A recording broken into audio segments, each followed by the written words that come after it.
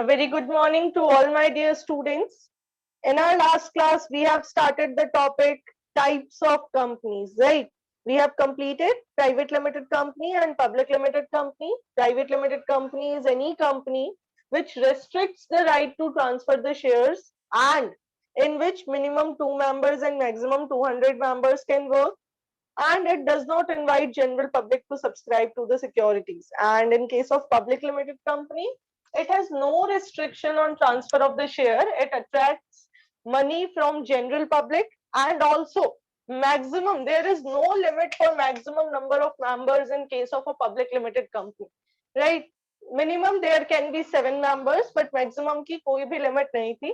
Then after yesterday, we have discussed that we will be starting one-person company in our next class. So today our topic is about one-person company.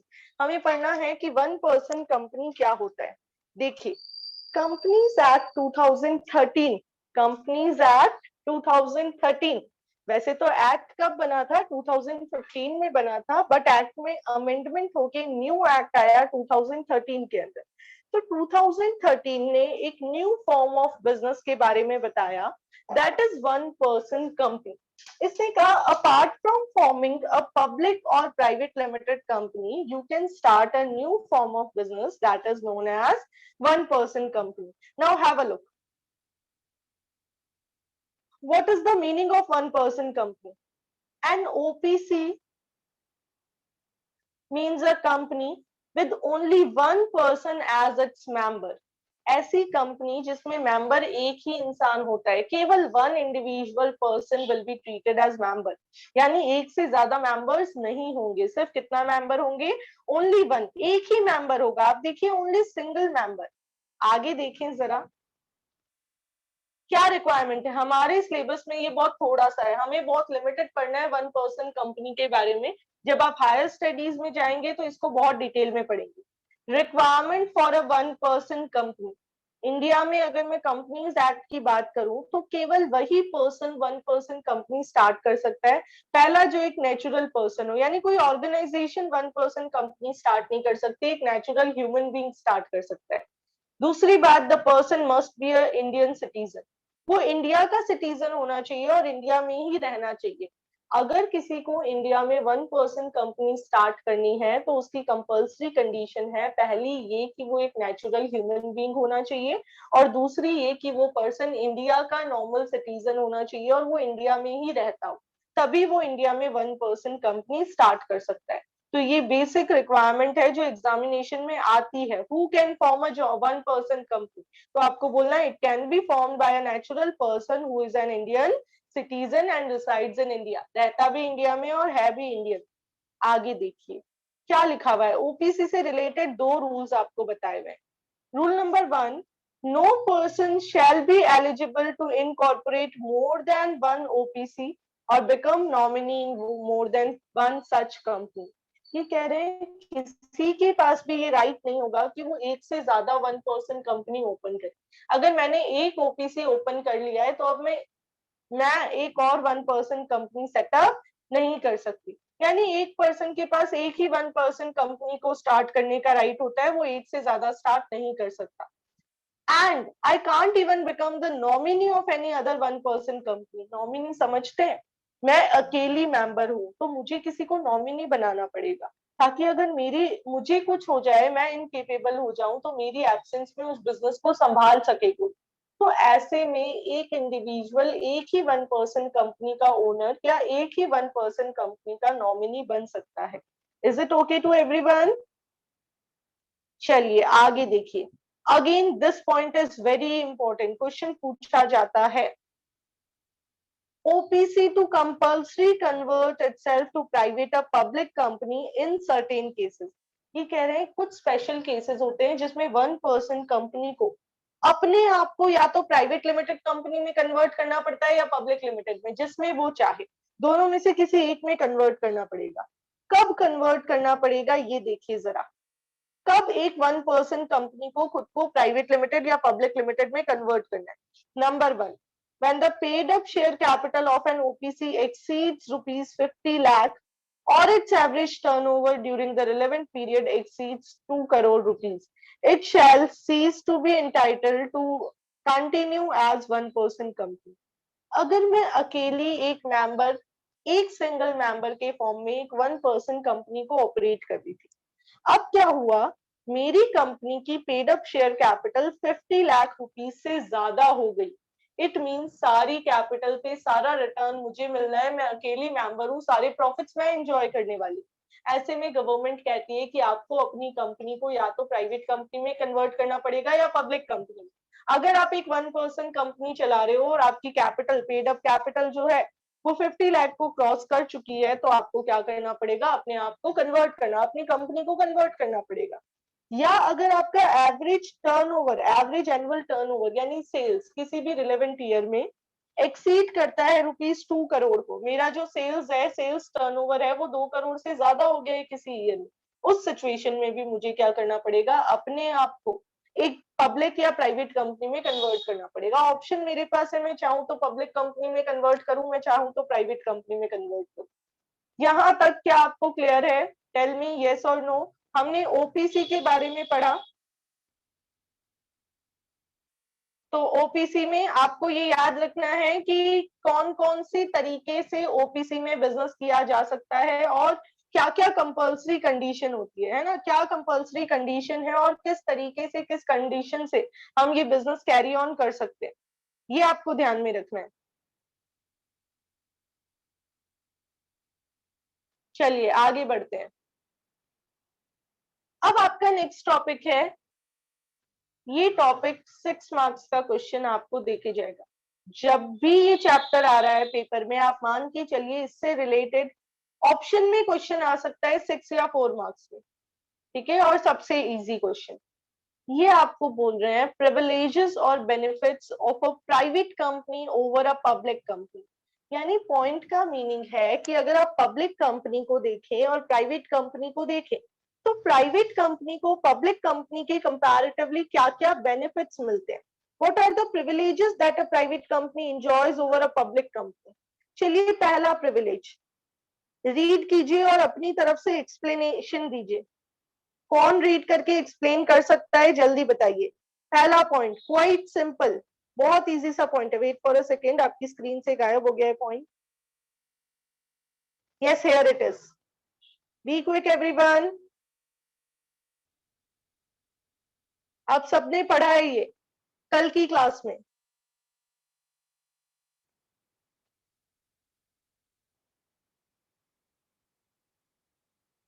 Yes, what is it? Yes Janvi, you can unmute and speak.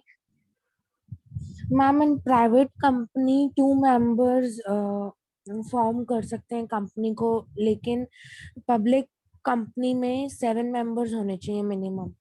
बिल्कुल सही, very good. कितना simple सा point था। अ private company can be formed only with 2 members, 2 members होंगे तो भी शुरू कर सकते हैं, but for starting a public company you need minimum 7 members. 7 members नहीं होंगे तो आप उसको स्टार्ट नहीं कर सकते हो। चलिए सेकेंड पॉइंट देखिए, प्राइवेट कंपनी में एटलीस्ट 2 डायरेक्टर्स की रिक्वायरमेंट होती है, लेकिन पब्लिक कंपनी में 3 डायरेक्टर्स चाहिए होते हैं। जो बोर्ड ऑफ डायरेक्टर्स की हम बात करते हैं ना, private company can start with 2 directors, कम से कम 2 डायरेक्टर होने चाहिए, बट पब्लिक कंपनी में मिनिमम 3 डायरेक्टर्स होने चाहिए। तो मेंबर्स को ध्यान रखना है, private company minimum 2 members, public company minimum 7। Board of directors private company minimum 2, public company minimum 3। Maximum की लिमिट्स नहीं है, मिनिमम की है। फिर देखिए, प्राइवेट कंपनी के लिए it is not compulsory to maintain index of its members, whereas it is mandatory for public company to maintain the index। Index क्या होता है? आपकी बुक में इंडेक्स क्या होता है, मुझे बताइए जरा। आपकी बुक है, आपका रजिस्टर है, उसमें आप इंडेक्स बनाते हैं, रजिस्टर में आप खुद मेंटेन करते हैं, क्या लिखते हैं इंडेक्स में? हिमांशु मोदी, टेल अस, आप अपने रजिस्टर के इंडेक्स में क्या नोट डाउन करते हैं? मैम चैप्टर के नेम और पेजेस। यस, यानी details about the content of your register. Yes ma'am. Okay, तो अब क्या कोई आइडिया लगा सकता है कि मेंबर्स के इंडेक्स में हम क्या लिखेंगे? मेंबर्स के इंडेक्स में what are the things we are going to write? Can we say that we will be writing the details of members? तो देखिए इंडेक्स ऑफ मेंबर्स, इसका मतलब है मेंबर्स की डिटेल्स, कौन मेंबर है, क्या नाम है, क्या ऑक्यूपेशन है, कब मेंबर बना, कितनी उसकी लायबिलिटी है, ये सारी डिटेल प्राइवेट कंपनी को मेंटेन करने की जरूरत नहीं है, पर पब्लिक कंपनी के लिए कंपल्सरी है। पब्लिक कंपनी के लिए ये 100% कंपल्सरी है कि वो अपने मेंबर्स का इंडेक्स मेंटेन करके रखे। क्यों रखे? क्योंकि पब्लिक कंपनी जनरल पब्लिक से पैसा बोरो करेगी तो उनको बताएगी ये सारी डिटेल्स। आगे देखिए, a private company can issue a loan to its director without prior permission of government, whereas public company must take permission of government before giving loan to its directors. अगर मैं कंपनी के board of director की team में हूं और मुझे loan की requirement है, मैंने कंपनी को ही कह दिया कि आप मुझे लोन दे दीजिए, ऐसे में एक प्राइवेट कंपनी तो मुझे अपने बेसिस पे लोन दे सकती है, लेकिन अगर मैं पब्लिक कंपनी की डायरेक्टर हूं तो पब्लिक कंपनी मुझे लोन देने से पहले गवर्नमेंट की परमिशन लेगी। गवर्नमेंट अगर अप्रूवल देगी तो ही पब्लिक कंपनी मुझे लोन दे सकती है, अदरवाइज नहीं। ठीक है, तो देखिए क्या कह रहे हैं, वापस रिपीट करते हैं, यहां तक के 4 पॉइंट्स काफी सिंपल है, आप ध्यान रखिएगा, क्वेश्चन आता ही है, डेफिनेटली आता है। Number 1, very easy. Private company can be started with 2 members, whereas public company can start only with 7 members. Private company needs minimum 2 board of directors. Public company needs 3 board of directors. Private company need not to maintain an index of the members. Public company need to maintain index of the members. Private company can give loan to its director without the permission of government, whereas public company need to take the prior permission of government. Then have a look. हम क्या पढ़ रहे हैं? Private company के benefits पढ़ रहे हैं। तो benefit number 5, it is not compulsory for a private company to hold a statutory meeting and file a statutory report with the registrar, whereas it is essential for public company. Statutory word का मतलब होता है legal. तो private company के लिए compulsory नहीं है कि वो लीगल फॉर्म से मीटिंग रखे और लीगल फॉर्म से सारे रिकॉर्ड्स अपने रजिस्ट्रार को शो करे, क्योंकि प्राइवेट कंपनी, कल आपने पढ़ा था, जनरल पब्लिक से पैसा बोरो नहीं कर रही, जनरल पब्लिक से पैसा नहीं ले रहे, तो जनरल पब्लिक को अपने सारी डिटेल्स दिखानी भी उतनी कंपल्सरी नहीं है। ठीक है, तो रेस्ट्रिक्शंस थोड़ी कम। तो प्राइवेट कंपनी को मीटिंग रखना कंपल्सरी नहीं है, लेकिन ये सब कुछ कंपल्सरी है पब्लिक कंपनी के लिए। पब्लिक कंपनी को लीगल फॉर्म से मीटिंग रखनी पड़ेगी, पब्लिक कंपनी को अपने सारे डॉक्यूमेंट्स जो हैं वो आगे शेयर करने पड़ेंगे, रजिस्ट्रार को बताने पड़ेंगे। यहां तक कोई डाउट किसी को? सबको समझ में आ गया? Show me a thumbs up.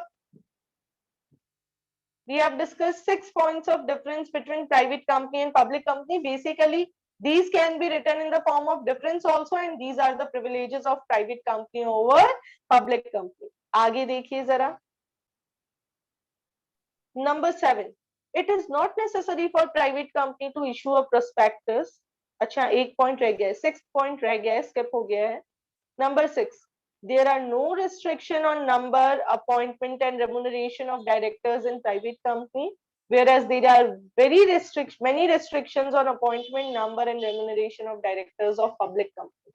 ये कह रहे हैं अगर आप प्राइवेट कंपनी सेट कर रहे हो तो कितने डायरेक्टर्स होंगे, उनको क्या पेमेंट दिया जाएगा, उनको कैसे अपॉइंट किया जाएगा, इससे रिलेटेड कोई रेस्ट्रिक्शंस नहीं है, इजी गोइंग चलेगा काम बिना रेस्ट्रिक्शंस के। लेकिन अगर एक पब्लिक कंपनी है, क्योंकि डायरेक्टर्स को सैलरी देनी पड़ती है और वो सैलरी लोगों के पैसों से दी जा रही है, तो अगर आपके पास एक पब्लिक कंपनी है, ऐसे में आपको क्या करना पड़ेगा, आपको डायरेक्टर्स को अपॉइंट करने से रिलेटेड, डायरेक्टर्स को कितनी सैलरी देनी है, कितने डायरेक्टर्स होने चाहिए, इन सब से रिलेटेड कुछ रूल्स बने हुए हैं, उन रूल्स को फॉलो करना पड़ेगा। समझ में आया? पब्लिक कंपनी में डायरेक्टर्स के रेम्युनरेशन वर्ड का मतलब होता है पेमेंट अगेंस्ट वर्क, कितना पेमेंट आप उनको दोगे, तो इन सब से रिलेटेड आपको क्या करना पड़ेगा, सारे रूल्स को फॉलो करना पड़ेगा। आगे देखिए जरा, 7th point, it is not compulsory for a private company to issue a prospectus, whereas it is essential for a public company. Prospectus क्या होता है? अभी तो देखिए 1.5 साल से बहुत सारी चीजें चेंज हो गई है। अदरवाइज आप बताइए, किसी के घर पे शादी होती है तो आपको वो इनवाइट करने के लिए क्या देते हैं? शादी में इनविटेशन के लिए आपके पास क्या आता है? कार्ड। कार्ड आता है, ऑब्वियस सी बात है, शादी के लिए कार्ड आता है। कार्ड में क्या लिखा हुआ होता है? सपरिवार आए। सपरिवार आना है। चलिए, इसके अलावा क्या लिखा हुआ होता है? Information, venue. एड्रेस डिटेल बिल्कुल, डिटेल होती है। ऑब्वियसली।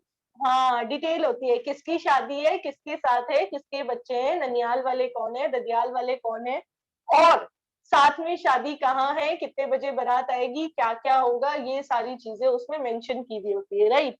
तो ऐसे ही प्रोस्पेक्टस है, जैसे शादी का कार्ड एक इनविटेशन होता है ना शादी में आने के लिए, कि आप हमारी शादी में जरूर जरूर आना, वैसे ही प्रोस्पेक्टस एक इनविटेशन होता है कंपनी में पैसा लगाने के लिए, कि आप हमारी कंपनी में जरूर जरूर पैसा लगाना। बस प्रोस्पेक्टस में गणेश जी नहीं बने हुए होते और शादी के कार्ड में गणेश जी का होना जरूरी होता है, राइट। तो देखिए क्या है प्रोस्पेक्टस, क्या होता है प्रोस्पेक्टस? एक हाँ, यूट्यूब पर देख रहे हैं, टिकटॉक के कर देख रहे हैं। ये कौन बोल रहा है हमारी क्लास में? कोई कार्ड के बारे में ज्यादा डिटेल्स बताने लग गया था। चलिए सुनिए, हो सकता है आजकल कहीं कहीं गणेश जी ना बने हुए, है ना। चलिए, तो basically what is the purpose of a card, invitation card? The purpose is to invite you in the wedding function और whatever the function is.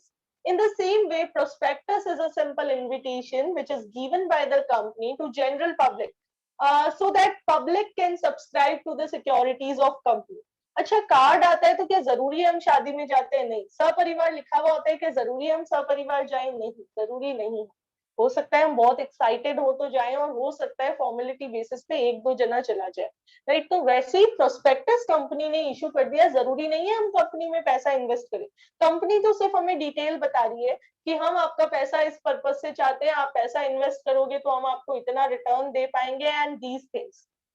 अब प्राइवेट कंपनी, आप बताइए मुझे, लोगों से पैसा लेती है क्या? लेती है क्या गजल? प्राइवेट कंपनी जनरल पब्लिक से पैसा बोरो करती है क्या? जल्दी, यस और no? Ghazal will not give the answer. Karan Gupta, आप बताइए बेटा।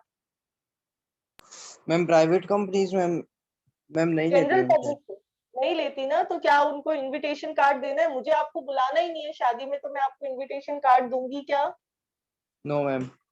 नहीं दूंगी ना। अच्छा, किसी को कोर्ट मैरिज करनी है तो वो कार्ड छपवाएंगे क्या? No ma'am. नहीं छपवाएंगे, obviously.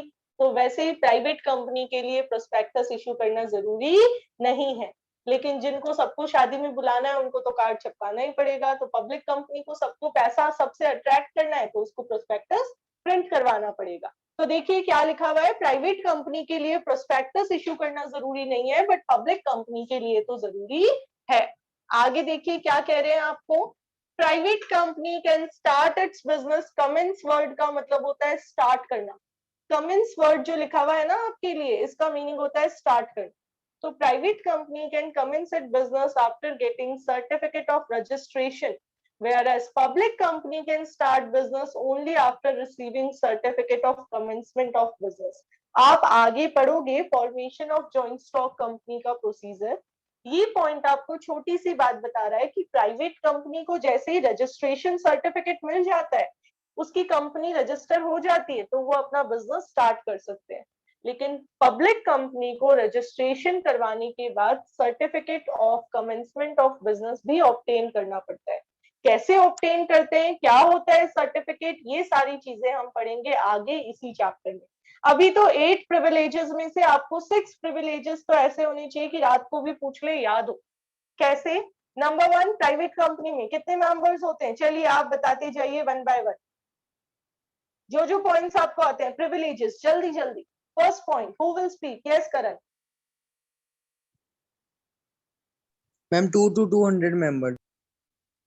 Minimum 2 members and maximum 200। हमें यहाँ पे मिनिमम की बात करनी है। पब्लिक कंपनी में you all are having unmuting rights. बताइए जल्दी जल्दी। Seven. Minimum member. 7. बिल्कुल, पब्लिक कंपनी में minimum 7। Okay, directors. Private company 2. 2। 2, public company 3.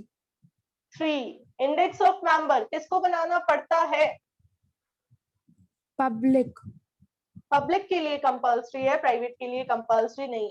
Loan to the directors कौन दे सकता है बिना गवर्नमेंट की परमिशन के? Private company. प्राइवेट कंपनी दे सकती है, पब्लिक कंपनी नहीं दे सकती। मीटिंग होल्ड करना और डॉक्यूमेंट्स बताना किसके लिए जरूरी है? पब्लिक। पब्लिक के लिए कंपलसरी है, प्राइवेट के लिए कंपलसरी नहीं है। प्रोस्पेक्टस कौन इशू करता है? पब्लिक कंपनी इशू करती है, प्राइवेट कंपनी इशू नहीं करती है। तो बेसिकली आप ये आगे देखिए भाई, सेम जो अभी आपने पढ़ा है उसको आपको डिफरेंस बिटवीन फॉर्म में दिया हुआ है। पहले एक क्वेश्चन देख लेते हैं क्या कह रहे हैं ये।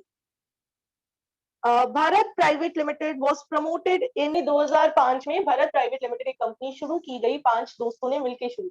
As business of the company has grown considerably over the years, its management is now planned through public subscription of funds for expansion project. ये कह रहे हैं जब बिजनेस बढ़ने लगा तो इसके मेंबर्स ने, इसके मैनेजमेंट ने ये डिसाइड किया कि अब इस प्राइवेट कंपनी को कन्वर्ट कर देंगे तो हम लोगों से पैसा मांग सकेंगे, है ना, लोग इस कंपनी में पैसा इन्वेस्ट करेंगे। ये बोल रहे हैं state any four privileges that a company will have. कौन से प्रिविलेजेस इसको अब नहीं मिलेंगे? जब ये अपने आप को एक पब्लिक कंपनी में कन्वर्ट कर लेगी तो कौन से 4 प्रिविलेजेस एनी फोर जो इसको अब इस कंपनी को नहीं मिल पाएंगे, राइट? अब देखिए difference between private company and public company आराम से हो जाएंगे, सारे पॉइंट्स हो जाएंगे। नंबर 1 कह रहा है मिनिमम टू मैक्सिमम 200 और उधर नो लिमिट। डायरेक्टर्स प्राइवेट में 2 और उधर 3। अब यहाँ पे फोरम वर्ड लिखा हुआ है, न्यू वर्ड आया है आपके लिए। फोरम का मतलब होता है मीटिंग के लिए मिनिमम मेंबर्स। मीटिंग जब भी एक रिक्वायरमेंट होती है, जब भी मीटिंग स्टार्ट करते हैं उससे रिलेटेड, आपके यहाँ पे इसके बारे में कोई डिटेल नहीं है, हायर स्टडीज में आएगा।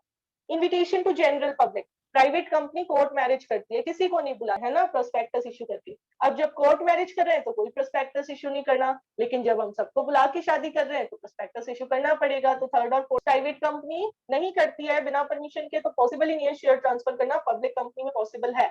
मीटिंग प्राइवेट कंपनी के लिए कंपल्सरी नहीं, पब्लिक कंपनी के लिए Yes, Pankaj, do you want to ask something? What is the meaning of debenture? Debenture is one of the security which is issued by a company to raise money from general public. Like share is a security, debenture is also a kind of security.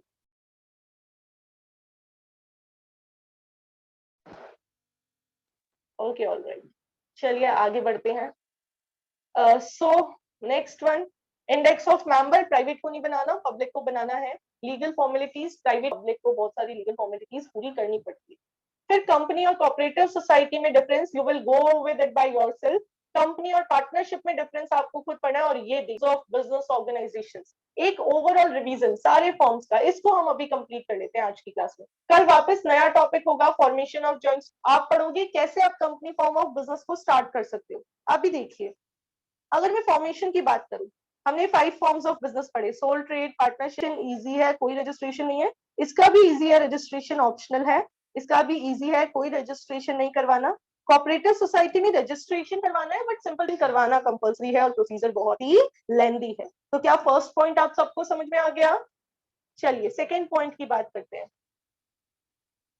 ये पूरा revision हो जाएगा। Members, so maximum 20 and 10, ये पुराने rule के according बता रखा है। जॉइंट हिंदू फैमिली बिजनेस में minimum 2 adult members, cooperative society minimum 10, 200 आएगा। ये कट करके 50 को कट करके 200 लिखना।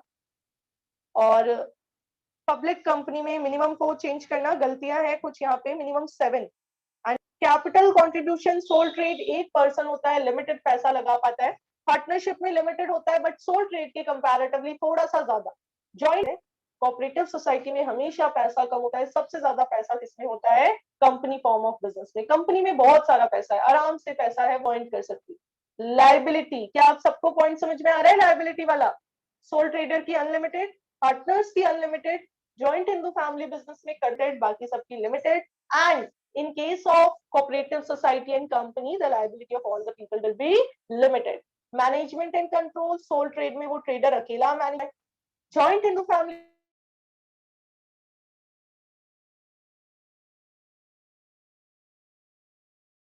Yes, everyone, my class got disconnected due to poor network. We are restarting with the part. I'm sharing the screen with you. Wait for 2 seconds. We were on management point, right? In case the activity, in case of partnership, all the partners jointly manage the business. In case of joint Hindu family business, Karta is the manager and decision taker. In case of management is done by the members selected by the directors elected by all the members. ठीक है, management committee cooperative society में optional experts होंगे और वो मिलके management करेंगे। फिर continuity, partnership, ये सोल ट्रेड तो बिल्कुल भी कंटिन्यू नहीं चलता, लाइफ बहुत छोटी होती है अगर बिजनेस ओनर को कुछ ही ज्यादा है। सोल ट्रेड के कंपैरेटिवली लिटिल बिट स्टेबल, और जॉइंट स्टॉक में भी स्टेबल है जॉइंट हिंदू फैमिली बिजनेस में। क्यों? क्योंकि कर्ता की डेथ होते ही नेक्स्ट ईयर कोऑपरेटिव सोसाइटी और कंपनी तो स्टेबल है ही, क्योंकि इनकी सेपरेट लीगल एग्जिस्टेंस है। लीगल स्टेटस पार्टनरशिप का और सोल ट्रेड का नहीं है, बाकी तीनों की अलग पहचान है। अलग से उनके सिर्फ ओनर लेता है, पार्टनरशिप में सभी पार्टनर्स लेते हैं। जॉइंट हिंदू फैमिली बिजनेस में सब मेंबर्स को इक्वल मिलता है। कोऑपरेटिव सोसाइटी में उन्होंने कितनी डीलिंग की उस हिसाब से प्रॉफिट मिलेगा, ये उस हिसाब से उसको प्रॉफिट मिलेगा। सीक्रेसी सिर्फ सोल ट्रेड और पार्टनरशिप में ज्यादा रहती है, बाकी सब में सीक्रेट शेयर किए जाते हैं। ठीक है, बाकी सब में सीक्रेसी नहीं रहती क्योंकि रिपोर्शन। ये अभी तक के चैप्टर का रिवीजन था। अगर हम बात करें तो ये जो आपका पार्ट गिवन है डिस्टिंक्शन, ये अगर आप सबको समझ में आ रहा है इट मींस आपका पूरा चैप्टर आ गया है, बस उसको चैप्टर में लर्निंग की रिक्वायरमेंट। तो बताइए क्या आपको ये समझ में आया? Show me a thumbs up.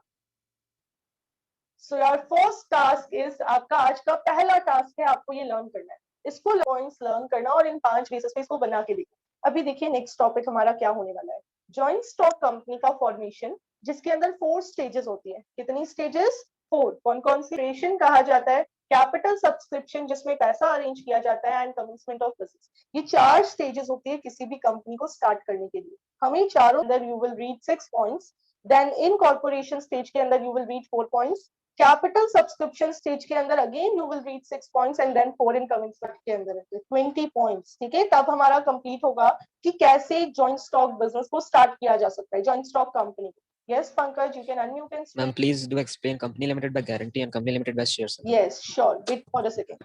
Look, company limited by guarantee is a simple company where members will be giving guarantee of a certain amount during the company. We will be having this much asset in the company, or we will try to earn this much profit every year in the company. Now, in case अगर asset shortfall हो रहा है, वो shortfall सारा members लेके आएंगे, वो members उसमें शॉर्टफॉल को ओवरकम करेंगे और कंपनी को फिर वाइंड अप किया जाएगा। ठीक है, और अगर हम बात करें शेयर कैपिटल में इन्वेस्ट किया है उसकी लायबिलिटी उतनी ही रहेगी। अगर कभी भी हम कंपनी को बंद कर रहे हैं तो जितनी अमाउंट कंपनी में शेयर होल्डर की अनपेड है उसकी लायबिलिटी सिर्फ उतनी। अगर आपकी गारंटी ले ली तो मेरी लायबिलिटी हो जाएगी, आपने जितना काम किया उतना मुझे कवर अप करना है, जितनी गारंटी मैंने आपकी ली। तो कंपनी लिमिटेड बाय गारंटी में the members take the guarantee of a specific not having that amount, then members will be contributing up to that amount.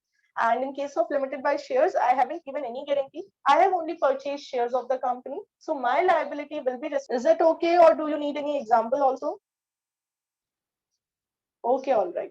चलिए, तो कल हम स्टार्ट करेंगे कैसे एक जॉइंट स्टॉक कंपनी की फॉर्मेशन होती है।